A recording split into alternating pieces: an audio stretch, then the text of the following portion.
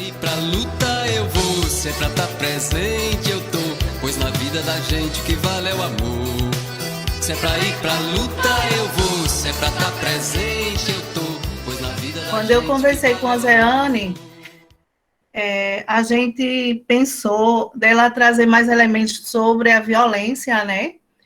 E eu trazer mais dentro do ponto das raízes históricas, falando um pouco sobre o patriarcado, né? Que o patriarcado ele oprime homens e mulheres, mas a figura da mulher é muito mais forte. E aí eu trouxe Safiotti, que é uma feminista, que ela diz que o patriarcado ele é estrutural e tratar essa realidade em termos de gênero distrai a atenção do poder do patriarca.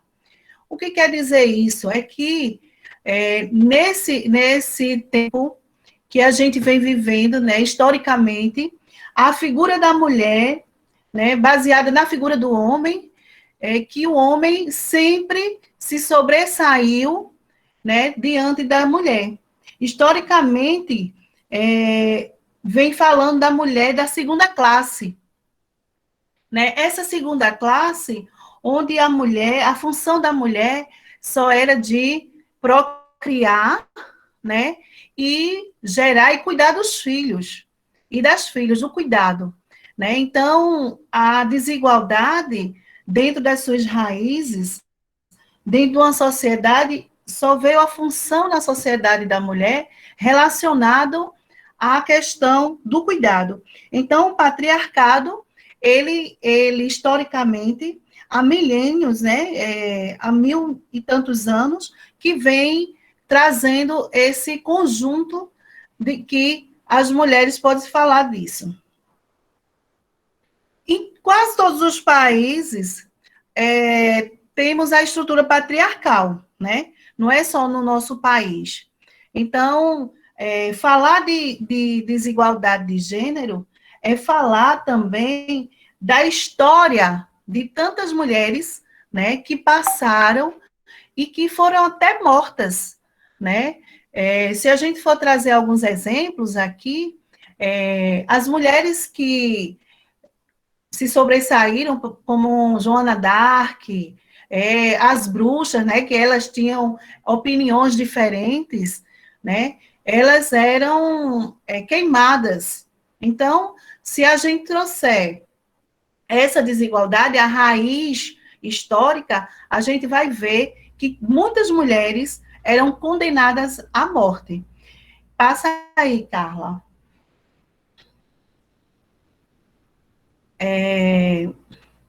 Então, eu coloquei aqui, por que as mulheres lutam por igualdade, mas ainda os problemas históricos persistem?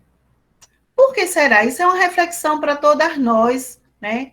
Para todos nós também, né? Tem homens aqui também, da gente pensar. Por que as mulheres lutam? Lutam por essa desigualdade, mas ainda os problemas persistem. Primeiro, eu via falar de Oceane, que ela trouxe muito presente a questão do capitalismo, né? O capitalismo é um sistema que oprime homens e mulheres, mas as mulheres são muito mais prejudicadas, né? Então, essa desigualdade, ela tem trazido um abismo grande na vida das mulheres.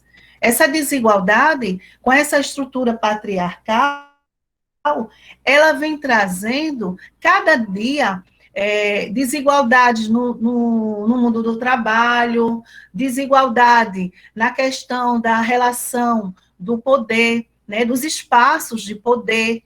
Então, quando a gente pensa que a luta por igualdade, né, sem nenhuma opressão, a gente pensa na humanidade, porque o sistema capital, ele traz também essa questão.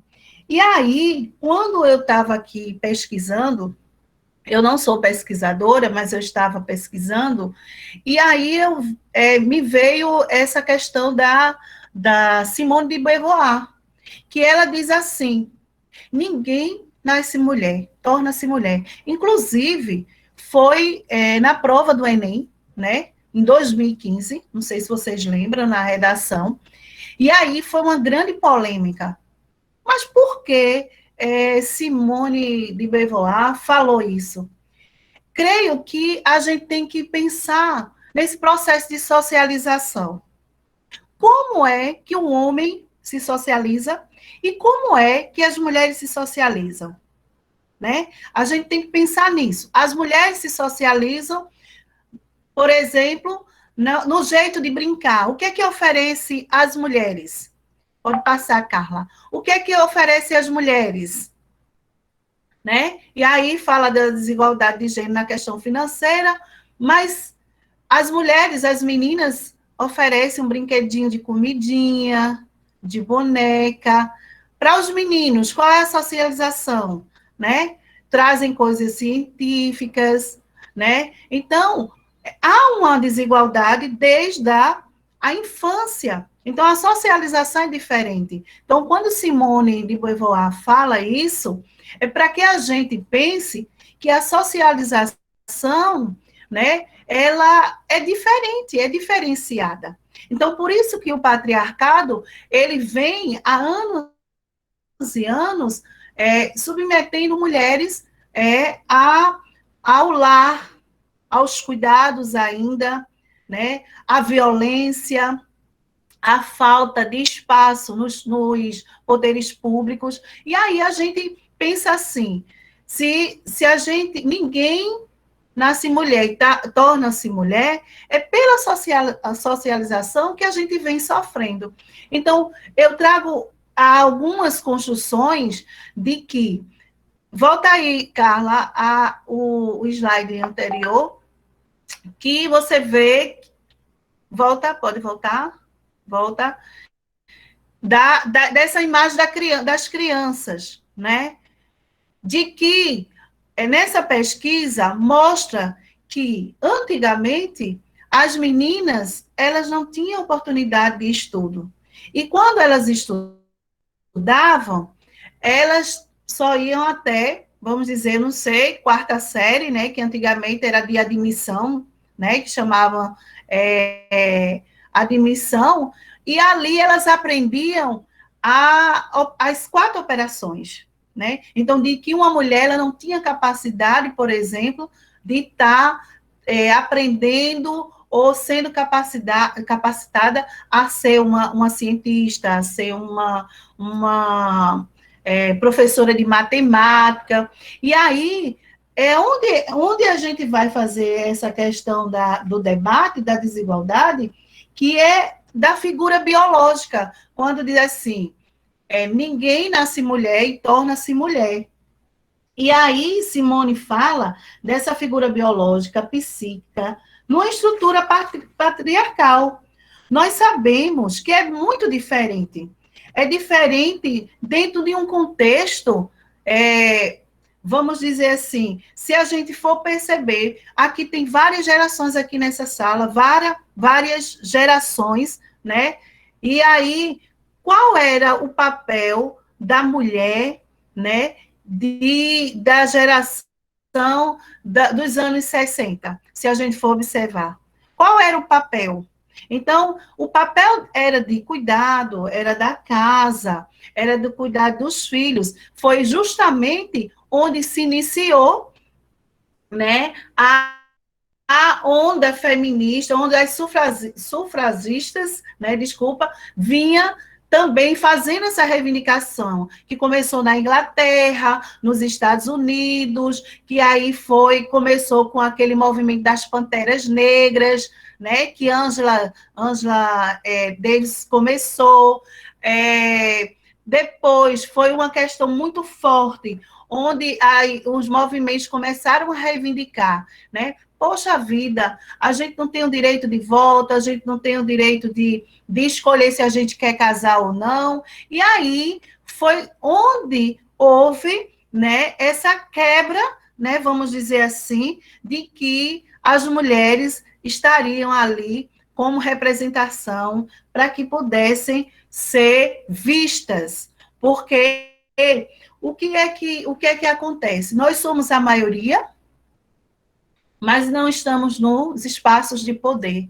E aí, Loreta Valadares, eu gosto muito, que é uma feminista também, e aí ela dizia assim: nós somos visíveis, mas vivemos na invisibilidade, né? Nós que organizamos, nós que mobilizamos, mas na hora da decisão, no espaço de decisão, no espaço de poder, nós não estamos. Então, por que isso? Então, é essa reflexão que traz a raiz histórica para que a gente possa pensar, não é? É algo estrutural. E aí eu trago também, quando Ângela fala que a Ozeane colocou, eu pesquisei sobre isso, e ela diz assim, até tem um livro dela que fala da classe, né, da raça.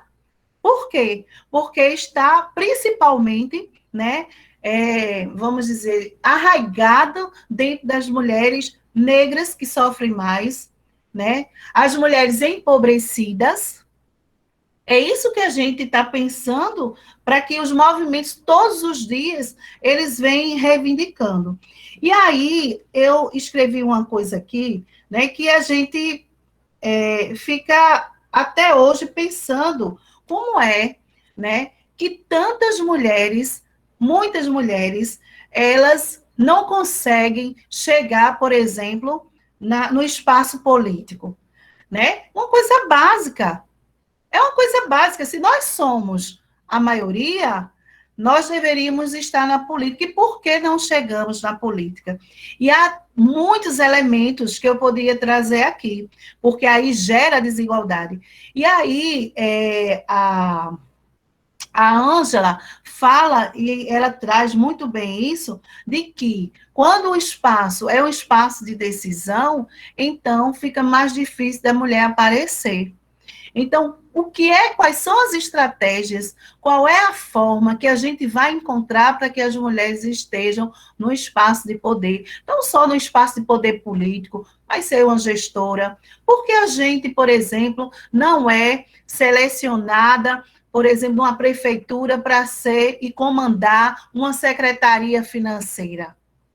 A gente deve se perguntar por isso, porque a gente consegue, por exemplo, em casa, a gente consegue administrar o nosso dinheiro, a gente consegue, do tiquinho, fazer o tincão, como minha avó dizia, né? A gente consegue administrar tudo. Então, por que a gente não consegue estar nos espaços? Então, eu trouxe aqui também, eu trouxe poucos slides, só para a gente entender que uma das desigualdades que a gente encontra, e também fala aí da Marielle, né? Eu trouxe essa frase: por que será que precisamos morrer para acabar com a desigualdade de gênero? Por que será que a gente precisa derramar o nosso sangue, né? Para a gente conseguir, né, ter um trabalho digno, uma moradia digna, né? Então, é essa reflexão que eu quero trazer. Eu trouxe também essa frase que diz assim: as rosas da resistência nascem no assalto. A gente recebe rosas, mas vamos estar com o punho cerrado, falando em nossa existência contra os mandos e desmandos que afetam nossas vidas. Então, enquanto a gente não conseguir esse reconhecimento histórico de quem nós somos, da nossa existência, de tudo que nós fazemos, realizamos, a gente não vai conseguir, né, acabar com todos os dias nós morremos. E aí os problemas são muito mais profundos, porque quando você fala dessa questão, né, da resistência, a gente todos os dias vê jovens, mulheres negras, empobrecidas, morrendo nas nossas periferias.